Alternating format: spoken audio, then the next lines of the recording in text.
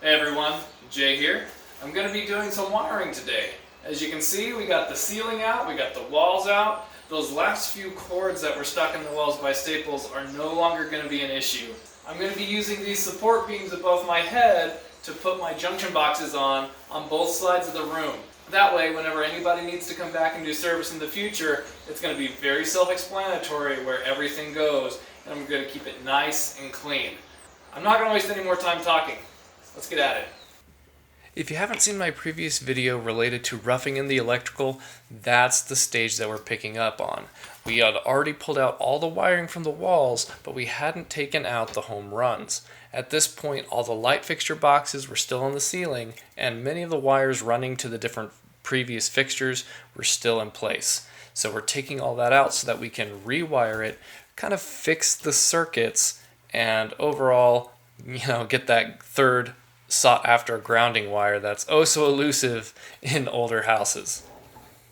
Many of the wires that you see me pulling out right now are leftovers from what we couldn't reach because the ceiling was up. We took the ceiling down in the previous video and it opened up all this electrical work that we could do from the ground. We found a lot of things wrong with the wiring, and we're looking forward to making improvements that are going to last another 75 years on this house. You can see that there were some places that had some minor improvements in the wiring, like in this place right here, they had newer Romex running to the living room fixture. But most of it was the original 1950s wiring that didn't have a ground wire. I had taken down a wall that was in the living room, and they had installed a newer light fixture there as well. And I think that's what spawned some of these really strange electrical layouts and some of the obvious code violations. Before I go any further, I'd like to go ahead and say if you're liking this video, please go ahead and throw me the like. It means a lot and it helps out the channel. If you want to follow this renovation from start to finish, where I'll be going through the rest of the electrical work and putting this house back together, go ahead and subscribe. And I look forward to reading all your comments down below. With that out of the way, I'm going to remove the last few of my home runs. Now, I had my outlets already wired in some of these rooms, and so I had to leave it so that I had at least one functioning plug left. I made it so that I had one new home run going into the bedroom right next to this panel, but the rest of the house was completely cut off from power. To show you some of the things I'm dealing with, this wire was in the junction box. If you follow it around, it's wired onto this plug. That plug then shoots off down there to wire the bathroom lights. And that thing that's plugged into it, that was the furnace. They just plugged that extension cable in, ran it over there, cut the end off, and then wired it up to the furnace. Totally great. If you are going to be removing the wiring from an existing building, go ahead and keep it instead of throwing it away. You can take it to a local scrapyard and they'll give you a pretty good price for it depending on the condition and the grade of the wiring inside of the sheathing. There was one section of wiring I didn't undo. There was a 220 volt going out to the garage. I decided to leave it for the time being and focus on the house. Okay, I'm back for day number 2. I got everything torn out yesterday and I'm going to start putting it all back today. I got some advice on how to install the junction boxes. I'm going to be using this beam right there to carry everything, and I'll be running the lines back to home from there. So I just took a few minutes to take a 2x4 and cut it into small blocks like this. I took them and nailed them together like this so that whenever I want to go back up in and put those wires in the channel, just put this guy right here, put the junction box on top, and then I can use all sides of that junction box for wiring and give a nice space for the home runs to go back towards the panel.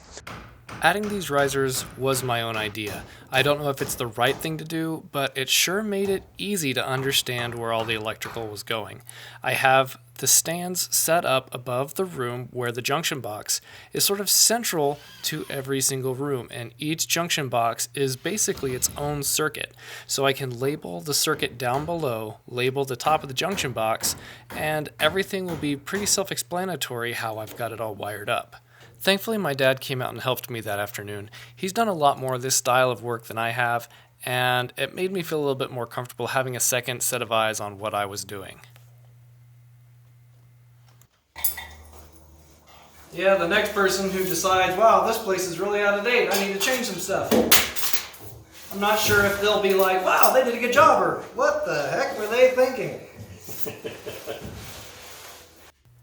It also makes it a lighter mood working with someone else. It can get pretty boring and tedious whenever you're working by yourself, but having company there, it just makes it a lot more fun. I like to say that having somebody working with you isn't 1 + 1, you don't get twice as much done. It's more 1 + 1 is 3 when it comes to working on stuff like this. Having that extra person really makes you move a lot faster because you're more motivated and more engaged, less likely to get sidetracked. Plus, I just like spending time with my dad. He's always willing to come lend a hand whenever I need help with something, no questions asked. There have been multiple times where I've been like, hey, I don't know what I'm doing here, I need a hand, and he always makes his way out. So I need to say thanks for him being so willing to help me on a moment's notice, and as you can tell, we got one of the bedrooms completely done.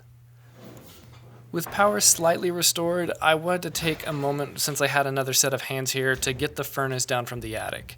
This was a super old furnace from the 80s, and it was very heavy.